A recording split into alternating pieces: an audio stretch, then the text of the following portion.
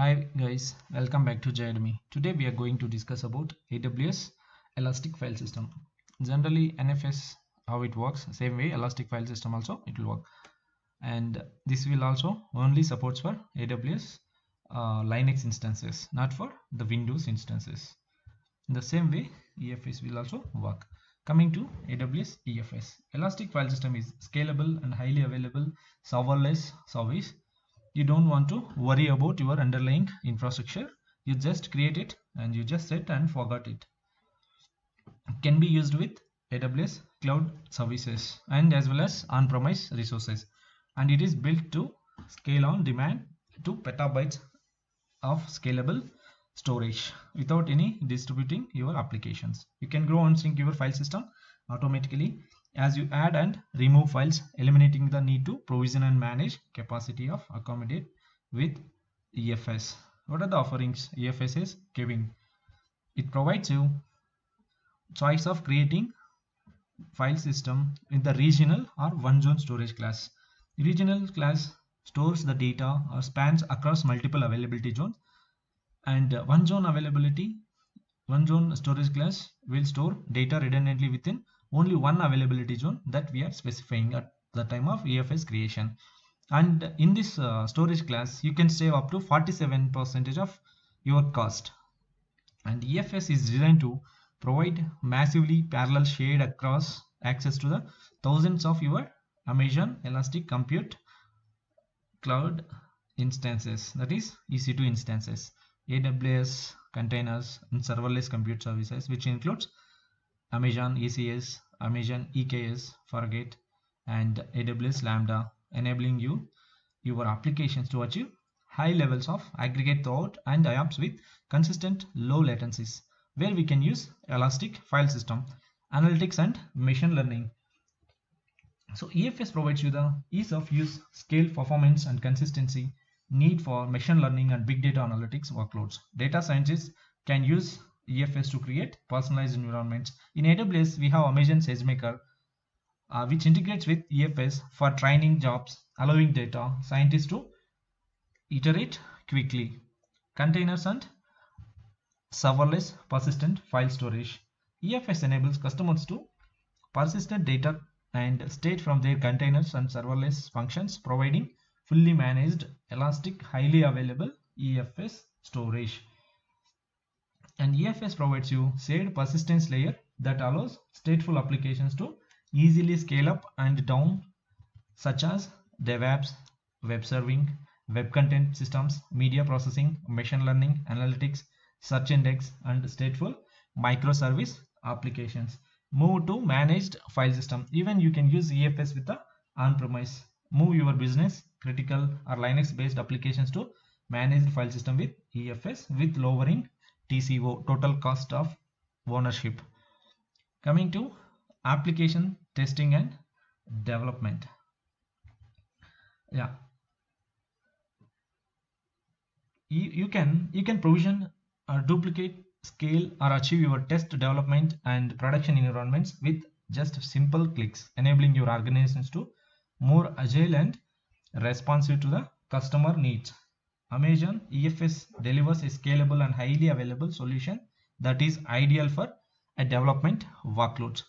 Coming to media and entertainment, EFS provides you strong data consistency model with high throughput and shared file access, which can cut the time it takes to perform the jobs and consolidate multiple local file repositories into a single location for all the users. Coming to database backups, this provides an ideal platform to create portable database backups using native application tools or any enterprise backup applications. Many businesses want to take advantage of flexibility of storing database backups in the cloud, either it may be temporary or protecting during permanently. So how to create EFS from the AWS console? Just go navigate to EFS from AWS console and choose your VPC and choose the multiple regions if you are going with regional based EFS, and go with the other backup and lifecycle policies which is defined in AWS console, and you definitely choose encryption as a default, or create one with KMS key section. Review it and just go and create it. Yeah, if you see, I am having already 2 instances running, which I am going to attach my EFS after creating my instance, my EFS volume. So first navigate to EFS. Yes. Okay, even I have already running one file system. So first I will delete this. I don't want. So I need to provide my file system ID. That is this one. Yes, confirm it, and it will delete in a couple of seconds. Okay, now we want to create a file system. So I'm giving a name for this, JayDemy FS file system. So I'm choosing my custom VPC, and I'm going with regional based storage class, and I don't want to go and create default settings. I want to customize my privileges. See, automatic backups. If you enable backups, it will take the backups with the help of AWS backup service.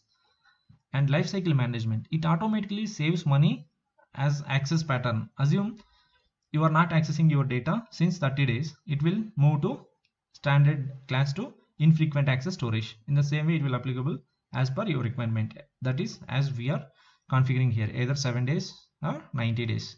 Let's go with 7 days. And performance mode, default I'll go. Throughput also I'll go with bursting because it is a testing purpose. And encryption, enable encryption of data at rest. If you don't have any key, KMS key, then AWS will take one default key which is created for elastic file system. Or if you don't want to go with the default one, you just choose KMS custom key which is created by you. Just click here and navigate to KMS console and you create it, and you can use that. I'll go with the default one.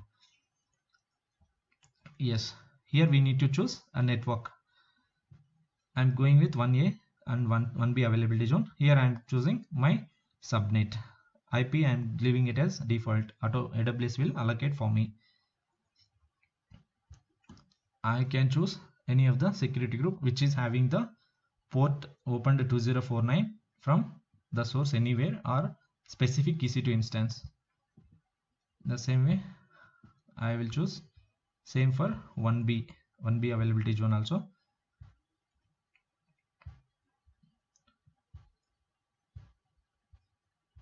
Yeah, I can mount another target 1C, but I don't have any subnets created in 1C availability zone. That is the reason I'm not getting. So I'll just remove this and I'll go next.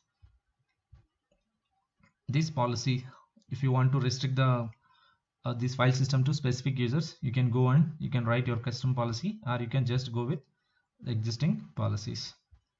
For this case, I'm going with default option. Just review the file system which we have created, which we are going to create. Just click on create. Yeah, it is, the status is showing create. In couple of seconds it will be available. Yeah, you see, right? It is now in available state. So now I want to attach my file system to my elastic compute servers, that is EC2 instances. I'll navigate to EC2 console and I'll go to the running instances. Yeah, if you see here, I have 2 servers running in 2 availability zones, 1A and 1B. Let me connect to first this server.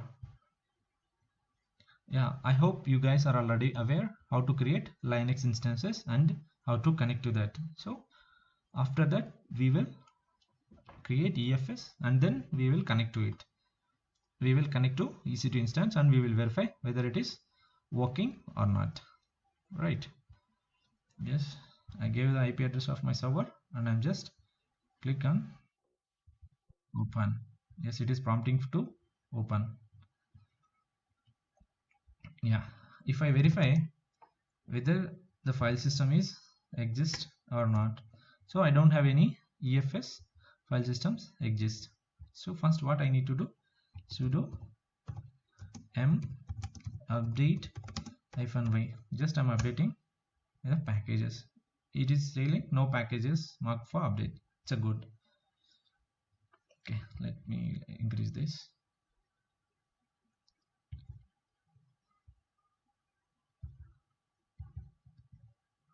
Yeah, let it be.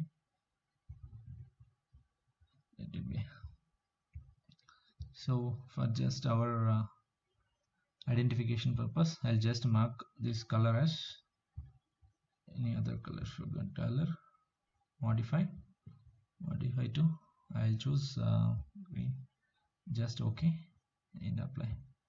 Okay, so after I log in to my EC2 instance, uh, yes, this is my first instance. So what I will do now here, first I will create a directory that is called a mount point under mnt EFS. So I need to become a sudo, okay, sudo mkdir mnt EFS. So after that I will verify whether how many drives are available. You see here I have only one drive available for me at the moment. Okay, and what we will do now, we need to install EFS utils for my EFS mount point. To mount EFS, I need to install EFS utils. So I'm doing that now. Yes, it is completed. So what I want to do now, I want to just navigate to my EFS console and I'll get the mount with via DNS and option. Both options we have, either IP or DNS name. Go with DNS and EFS mount helper. Just copy that and right click with that option here and just give your mount point. My mount point is mnt EFS. So I'm mounting it. So I mounted it now. So df-h. So it is mounted. So what I have, why it is not showing my EFS file system, you know, right? I was using with TLS option. Okay, it is encrypted. There is no ID for that. It is showing for localhost. Same way, I will connect to other EC2 instance and I will show you how to mount over there. Already I have connected to my second instance and I will just become a sudo and I will create a mount point mkdir mnt EFS I have created now. So what I will do now, I need to mount same thing here as well with the, before that what I need to do, I need to download this EFS utils, right? I'm getting that and I'm downloading that over in the second server. Yes, I think it is already I have installed just before this. Okay, now we just directly take this and paste here. Okay, sudo mount -o tls. Why it is telling mount point does not exist? Because we have created mnt and EFS, right? Now it will mount. Okay, let us verify that. You see here it is mounted now. Okay, now what we will do, we will make a permanent entry in the green server in etc fs tab. So first we will list what is there in etc fs tab. Okay, so it is only one mount point is there, that is for home like root volume. Okay, what we will do now, we'll just get the fs tab and okay, this is open for read only, so we need to edit for we need to open with edit option also. Use sudo. Okay, so just press enter and you need to give your file system ID fs. What is the file system ID? We will get from the, okay, this is my file system ID. I just copied that and I'm giving here and my mount point. My mount point is /mnt/EFS. EFS. Just okay. So what I will do, I need to give a E and I need to give tab space and my mount point. Come on, mnt EFS. Now I need to give the tab space and my file system is EFS file system and defaults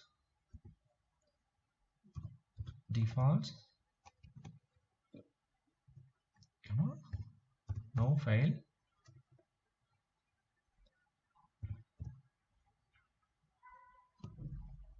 Just a moment, we will fetch that. Okay, no defaults.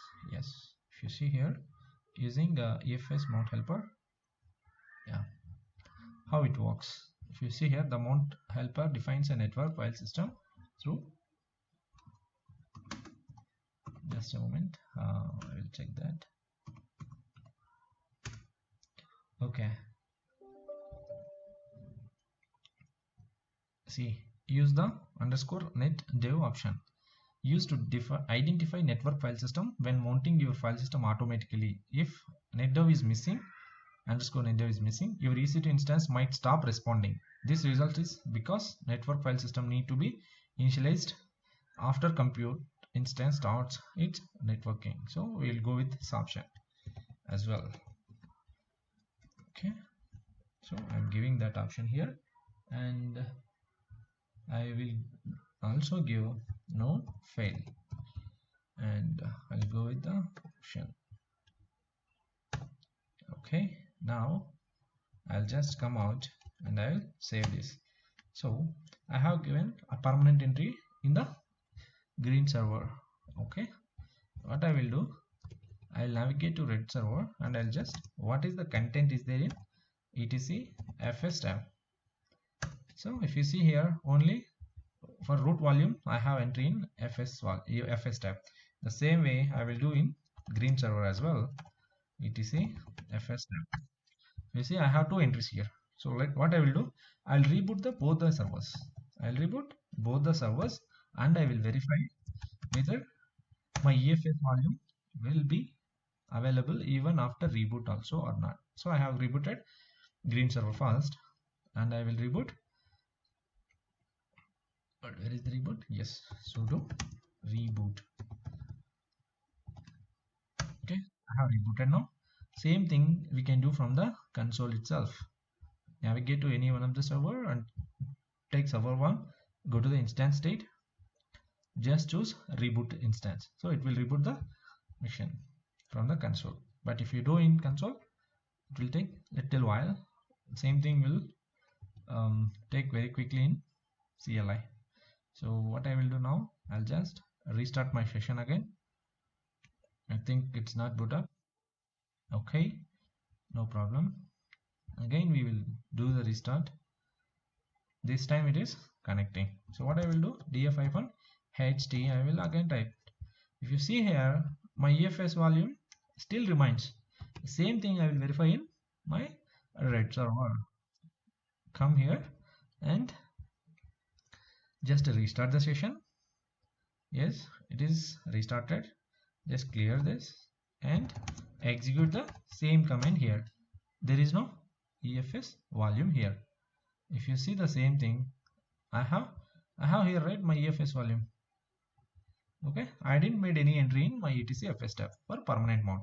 For that reason, what I will do here, I'll clear this and I'll get the content from my first server and I will paste same content in second server as well.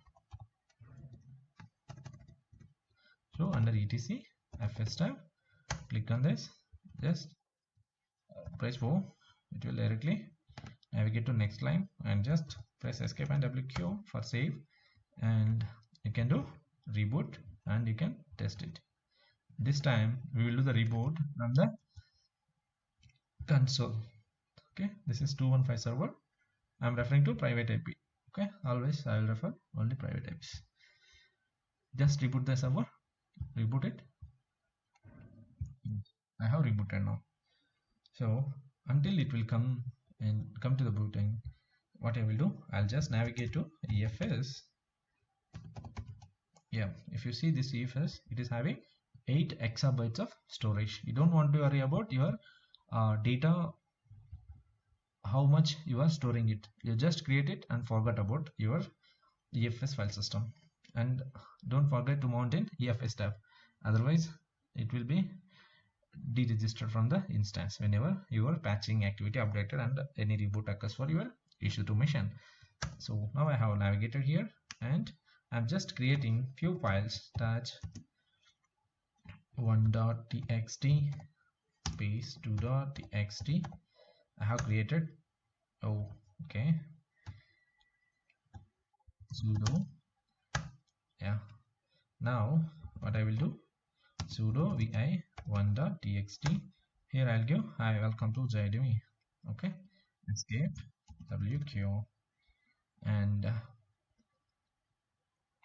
save this. Okay.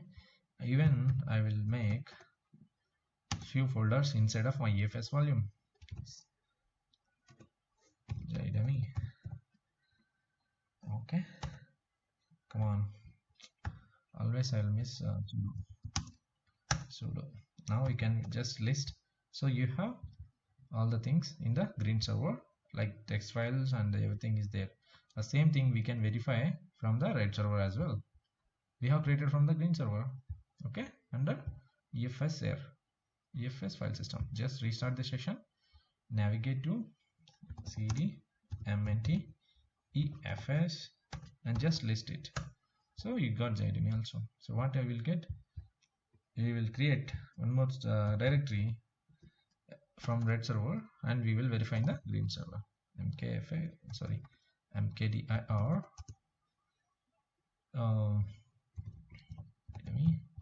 red server. Okay, I created just this. Okay, come on, always alphabet sudo. Yes, I have created a directory. Now I'm in my green server. I got this. Okay, what are the activity you are doing from one server the same share, it will be auto reflected. So I will do just move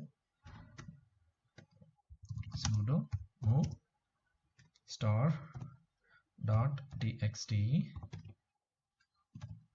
to JayDemy red server. Just I'm moving all my text files and my present directory to the red server. So it is moved. If you go and fetch here, it won't be available. It will be available in the JayDemy red server directory. If you just list here, it will be there. Even same here. Okay, that is how you need to create your and attach your EFS file system to multiple EC2 instance. This is only for just to create with multiple instance. Same thing, you can go and you can choose if your applications is running in production. It is backed with AB auto scaling. Even though you just create AMI with a master server where you have created with the EFS already mounted, and make sure you are mounting this file system in permanent mount with the help of etc EFS tab, FS tab, or else it will be removed. It won't mount with the after booting. And we will see what are the options available in EFS console. Yeah, while creating EFS, we have chosen general purpose. And what is the backups? If we enabled, it will take with the help of AWS backup service, whether encrypted. Yes, as I mentioned, for AWS is having one key, that is default key. It is managed by AWS for elastic file system. Okay, file system state is now available, and yeah, it is regional service.